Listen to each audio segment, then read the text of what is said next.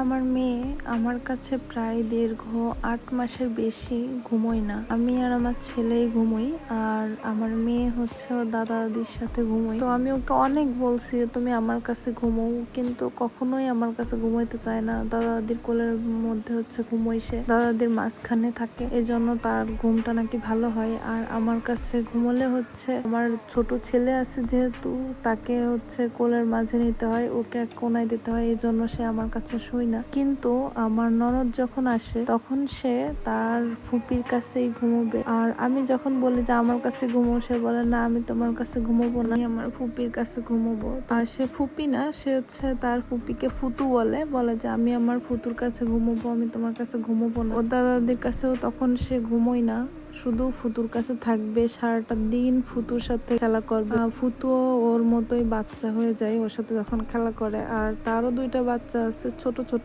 তাদের সাথেও বেশিরভাগ টাইম হচ্ছে খেলা করে। আর হচ্ছে আমার ননদের মেয়ে আছে একটা 4 বছর বয়স, সাথে হচ্ছে ও একটু বেশি ক্লোজ।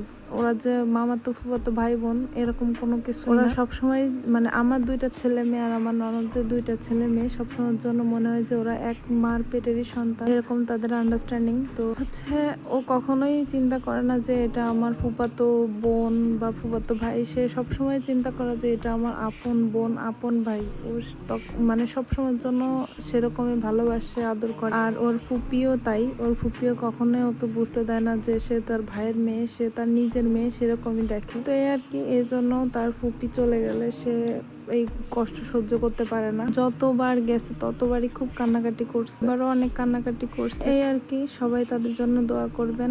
আল্লাহ হাফেজ।